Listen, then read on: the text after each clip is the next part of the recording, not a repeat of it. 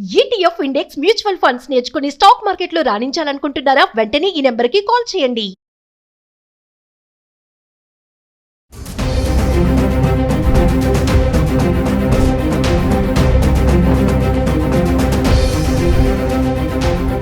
Welcome to Suman TV. Public speaker, family counsellor మీ రజనీరమ. మళ్ళీ ఇప్పుడు గోల్డ్ బాగా తగ్గింది అని చెప్పి శుభవార్తలు వస్తున్నాయండి. మరి కొందామా అందరం గోల్డ్? కనుక్కున్నారా ఎంత తగ్గిందో? చూడండి, గత 8-9 రోజుల నుండి 600, 1000 రూపాయలు, 700 అట్లా కొంచెం కొంచెం కొంచెం తగ్గుతూ 2000, 3000 అట్లా ఇప్పటికి వచ్చి ఈ రోజుకి మనకి 30,000 వరకు కంపారిటివ్గా గోల్డ్ రేట్ తగ్గింది అని చెప్పి మనకి వార్తలు వస్తున్నాయి. ఇది పెళ్ళిళ్ళ సీజన్ కాబట్టి పెళ్ళిళ్ళు చేసుకునే వాళ్ళకి కొంత శుభవార్త అనే చెప్పాలి. ఇప్పుడు ట్రంప్ యుద్ధాన్ని మేము ఆపదలుచుకున్నాము అని అనౌన్స్ చేసిన దగ్గర నుండి చాలా మార్పులు వచ్చాయి అంతర్జాతీయంగా. కాబట్టి అవన్నీ మనకి వినపడవు, కనపడవు. ఎందుకంటే ఇప్పుడు గోల్డ్ రేట్ తగ్గింది అని అంటే గోల్డ్ వెంటనే కొనడానికి మనం సిద్ధపడతాం. కాబట్టి ఎప్పుడెప్పుడు తగ్గుతుందా, ఎప్పుడెప్పుడు కొందామా అని అందరూ ఎదురు చూస్తూ ఉంటారు. నేను కూడా అనుకున్నాను ఒకప్పుడు, ఎప్పుడు తగ్గుతుందా వెళ్దాం ఒకసారి అని అనుకున్నాను. సో ఇప్పుడు మనకి ఇంకా కూడా తగ్గే ఛాన్సులు ఉన్నాయి అని అంటున్నారు. కాబట్టి ఇప్పుడు ఈరోజు ఎవరికైనా ఎమర్జెన్సీ అయితే ఈరోజు రేపట్లో ప్రయత్నించండి తీసుకోవడానికి. లేదు మనకు అంత తొందర లేదు, చూద్దాము, ఇంకా యుద్ధం వాతావరణం ఇంకా తగ్గచ్చు అని అనుకుంటే కనుక మరికొద్ది రోజులు వెయిట్ చేయండి. ఇంకా కొద్దిగా తగ్గే ఛాన్సులు ఉంటాయి. మనం అప్పుడు గోల్డ్ పర్చేజ్ చేయొచ్చు. సిల్వర్ మీద కూడా కంపారిటివ్గా చాలా వరకు తగ్గింది అని చెప్తున్నారు అనలిస్టులు. కాబట్టి పాపం ఎవరెవరైతే ఇంతకాలం నుంచి, ఆడవాళ్ళకి గోల్డ్ అంటే చాలా ఇష్టం కదండి. పాపం ఈ మధ్యకాలంలో పెళ్ళిళ్ళు చేసుకున్న వాళ్ళు కూడా గోల్డ్ ఎక్కువగా కొనలేకపోవటము. ఇప్పుడు ఒప్పందాలు అనేవి కొన్ని చేసుకుంటారు, అబ్బాయికి ఎంత పెడతాం, అమ్మాయికి ఎంత పెడతామని. కనీసం అది కూడా కొనలేని స్థితికి వచ్చారు.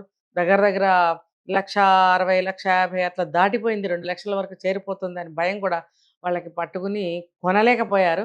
పాపం ఏమాత్రం బంగారం కొని వాళ్ళకి పెట్టారనేది మనకేం వార్తలు రాలేదు. కానీ పాపం చాలానే బాధలు పడ్డారు. ఎందుకంటే ఇచ్చిన ఒప్పందం ప్రకారం వాళ్ళు పెట్టుకోవాలి కదా. నేను ఒక వీడియోలో చెప్పాను, మీకు పరిస్థితులు ఇంత గడ్డుగా ఉన్నప్పుడు మీరు కష్టపడి ఎన్ని లక్షలు ఖర్చు పెడితేనే ఇంత బంగారం వస్తుంది. కాబట్టి బంగారం ఒప్పందం మీరు చేయకండి అని కూడా నేను చెప్పాను. మీ దగ్గర ఉంటే తప్పనిసరి పరిస్థితుల్లో కొంత ఒక మంగళసూత్రం చైన్ పెట్టాలి, లేదు అబ్బాయికి ఒక చైన్ పెట్టాలి అని అంటే అంతవరకే తీసుకోండి. ఇన్ ఫ్యూచర్ ఏదన్నా తగ్గితే అప్పుడు ఆలోచించుకోవచ్చు అని కూడా నేను చెప్పిన వీడియోలు ఉన్నాయి. అయితే ఇప్పుడు తగ్గింది కాబట్టి కంపారిటివ్గా చాలా ఎక్కువే తగ్గిందని చెప్పొచ్చు. దాదాపు 30,000 వరకు తగ్గింది. ఇంకా కూడా కొంచెం తగ్గచ్చు. మీరు ఆ రేట్లు చూసుకొని ఏ రోజు ఎంత కంపారిటివ్గా ఇంకా 30,000కి 35,000 తగ్గిందా, లేకపోతే ఇంకా 34,000కి తగ్గిందా అనేది మీరు చూసుకొని కొంతలో కొంత, మరీ ఎక్కువగా అప్పు చేసి వెళ్ళి బంగారం కొనకండి. మీకు అది అత్యవసరమైతే పెళ్లిలో ఎంత పెట్టాలి అని అనుకుంటే ఇప్పుడు కూడా నేను ఎక్కువగా కొనమని నేను సలహా చెప్పటం లేదు. ఇప్పుడు కూడా మీరు తగ్గించే కొనుక్కోండి.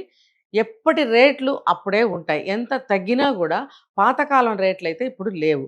కాబట్టి మీరు తలకు మించిన భారం మీద వేసుకుని, తలకు మించిన ఒప్పందాలు మీరు చేసుకుని ఇవ్వలేక తర్వాత పెళ్ళిళ్ళల్లో గొడవలు పడి ఇలా చేసుకోకండి. ఉన్న దాంట్లోనే మీరు, నేను చెప్పినట్టు ఒక చైన్ పెట్టాలా, ఒక జత గాజులు పెట్టాలా, మీరు మీరు అంతవరకే పెట్టగలిగితే అంతవరకే మీరు కొనండి. పాత బంగారాలు ఏమన్నా ఉంటే వేసుకుని కొద్దిగా కొనుక్కోండి. అయితే ఇక్కడ వచ్చిన చిక్కేంటంటే మీరు పాత బంగారం కూడా ఇప్పుడు మీరు అమ్మకండి అని కూడా అనలిస్టులు చెప్తున్నారు. ఎందుకనంటే మనం పాతది ఇచ్చిన ప్రతిసారి కూడా మనం కొంత గోల్డ్ని కోల్పోతూనే ఉంటాం. అంత వేసినా కూడా కొత్త బంగారం తీసుకునేటప్పుడు ఆ బ్యాలెన్స్ అమౌంట్ కూడా కొన్ని వేలల్లో చెల్లించాల్సిన పరిస్థితే ఉంటుంది. కాబట్టి అనలిస్టులు ఏం చెప్తున్నారంటే పాత బంగారం మీరు ఇప్పుడు దాన్ని మార్చకండి. కొనుక్కోగలిగితే కొంత అయినా సరే కొత్త బంగారం కొద్దిగా కొనుక్కోండి. ఊరికే మళ్ళీ మనము తగ్గిందంట అని చెప్పి మనం గబగబా మళ్ళీ ఏదైనా అప్పు చేసో ఇంకొకటి చేసో తీసుకొచ్చి 10 తులాలు కొనేద్దామని మాత్రం అనుకోకండి. ఆ తగ్గిన రేటు మనకి సూటబుల్గా ఉందా లేదా చూసుకుని మీరు కొనుక్కోండి. పాపం పెళ్లి చేసుకోబోయే ఆడపిల్లలకి చిన్నప్పటి నుంచి అనుకుంటూ ఉంటారు, అమ్మ నాకేం పెడతావు అంటే, మా బిడ్డకి పెళ్ళికి ఇంత బంగారం పెట్టాలి నేను అనుకుంటున్నాను. అటువంటి మాటలు ఇంట్లో జరుగుతూ ఉన్నప్పుడు పిల్లలు కూడా కొంత ఆశ పెట్టుకుంటారు. కానీ ఇప్పుడు ప్రస్తుతం ఉన్న పరిస్థితుల్లో అంతంత ఆశలు మనం పెట్టుకోవద్దు. ఎందుకంటే పిల్లలైనా సరే గమనించాల్సిన విషయం ఏంటంటే ఇక్కడ బయట ప్రపంచంలో విషయాలు ఇన్ని మార్పులు జరిగిపోతున్నప్పుడు మన కోరికలు కొన్ని అదుపు చేసుకోవాలి, కొన్ని తగ్గించుకోవాలి. తల్లిదండ్రులని బాధ పెట్టకూడదు అనే ఒక ఆలోచన కూడా ఉండాలి. తల్లిదండ్రులు కూడా పిల్లలు కూర్చుని మన స్థితిగతులు ఇవి కాబట్టి, మనం ఇంతలోనే వెళ్ళగలం కాబట్టి, ఇంతనే నేను పెట్టగలను కాబట్టి, నువ్వు దీనికి చక్కగా తీసుకో అమ్మా, ఎక్కువ గొడవ చేయకు అని చెప్పుకోవాలి ఇంట్లో కూర్చొని. అలా కూర్చుని మాట్లాడుకుంటే సమస్యలు చాలా వరకు పరిష్కారం అవుతాయి. పెళ్లి కొడుకైనా సరే మీరు అతిగా ఒప్పందాలు చేయకండి.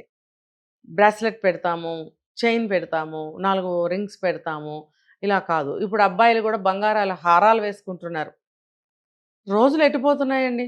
బంగారం రేటు చూస్తే ఆకాశానికి అంటుతూనే ఉంది. ఎంత తగ్గినా కూడా పాతకాలంతో పోలిస్తే, పాతకాలం కూడా కాదు, ఒక సంవత్సరం, సంవత్సరన్నర క్రితం పోలిస్తే ఇప్పుడు ఎంత ఎక్కువ పెరిగింది చూడండి. మరి ఇదిలా ఉంటే నేను ఈ మధ్య పెళ్ళిళ్ళలో చూస్తున్నాను. హారాలు వేసుకుంటున్నారు అబ్బాయిలు. ఎలా కొనగలుగుతున్నారు? ఆఫ్‌కోర్స్ కొనగలిగిన వాళ్ళు కొనుక్కుంటారు. అది పక్కన పెడితే మీరు అంత భారీ ఎత్తులో ఒప్పందాలకు వెళ్ళకండి. మీ స్థాయిని బట్టి ఇప్పుడు బ్రాస్లెట్లు కూడా చైన్ మోడల్ కాకుండా కంకణాల మోడల్‌లో ఇంత పెద్ద పెద్ద సైజులొస్తున్నాయి. ప్లాటినంలో వస్తున్నాయి. ఇవన్నీ ఇంత పోకడలకి మీరు పోకండి. ఒక ఒక చైన్‌తో కూడిన బ్రాస్లెట్ మేము పెట్టగలము. ఒక మెడలోకి ఒక చిన్న ఒక తులంలో మేము ఒక చైన్ పెడతాము అని తక్కువలో తక్కువలో మాట్లాడుకోండి. అది దానికి ఇష్టమైతే వాళ్ళు చేసుకుంటారు. అమ్మాయి ముఖ్యమా? అబ్బాయి ముఖ్యమా? బంగారం ముఖ్యమా? ఆలోచించండి. ఇటు పెళ్ళికొడుకు వాళ్ళకైనా నేను ఇదే మాట చెప్తున్నాను. పెళ్ళికూతురు వాళ్ళకైనా ఇదే చెప్తున్నాను. మీకు కావాల్సింది జీవిత భాగస్వామి, మంచి అమ్మాయి, మంచి అబ్బాయి, భార్యగానో, భర్తగానో దొరకటం. మీ జీవితం ఆనందమయంగా ఉండటం. ఈ బంగారందేముందండి, ఇదంతా శాశ్వతం కాదు. ఏదో చిన్న చిన్న ముచ్చట్లు కాబట్టి చిన్నగా వెళ్ళండి. ఓకేనా?